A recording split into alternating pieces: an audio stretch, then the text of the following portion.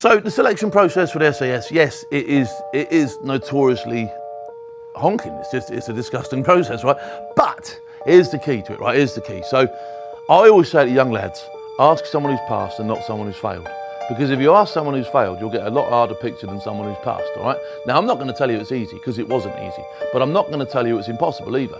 Because when I left my battalion, there was a sweepstake saying I wouldn't last a week, all right? So people had heard all these stories from other people. I think it's down to the individual. Selection is there to break you. They don't want you. They don't want it. They don't want nothing to do with you. You are a volunteer on selection. That's a very important thing for people to realise. They literally, you volunteer. And actually, if you look on an S.A.S guy's medals, it will say S.A.S volunteer in brackets. The first 4 weeks is called aptitude, as far as the S.A.S is concerned. We call it the hills, all right? It's the hills phase. It's basically a series of walking over the hills with a pack that gets larger and larger, with a distance that gets further and further. You know, you do exactly what you're told, when you're told, how you're told, and you just walk the hills, and that's it. And it's designed in 4 weeks. You know, if you really don't want to be there, you probably would have handed yourself in by now. Do you know what I mean? Because, you know, if you don't want to be there, you won't stay, because it's one of those things. It will break you. It will break you eventually. Also, it will find out if you're robust enough. You know, I had toenails missing. I had skin off the back.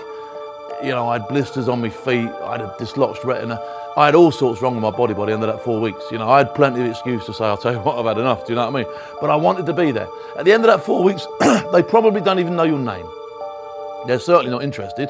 All right, they want a group of soldiers that they can take to the jungle and now train properly. So the jungle phase, once you get to there, that's where the real soldiering starts. Now the jungle's twice as honking as the hills, because it's like the hills, but it's covered in trees. And it rains, you know, at least twice a day, torrential rain, which gets you completely soaking through. It's hot, it's humid, you sweat, so you're wet. For the time you get in there to the time you come out, you're wet. All right, it's absolutely minging. You live as if you were tactical the whole time. So you never ever go to the toilet on your own. Your weapon goes absolutely everywhere with you. You've got this thing, but you've got to perform the whole time. You're in there under canopy for about 6 to 8 weeks. I can't remember exactly how long, but you're in there. Everything they want you to do, they teach you first. So they will show you absolutely everything. Then you'll practice it, and then you'll do an exercise at the end. So it's not impossible.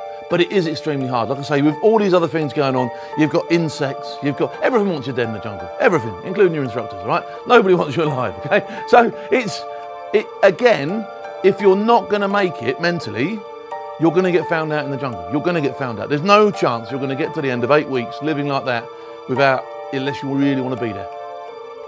And I enjoyed it. I enjoyed the jungle.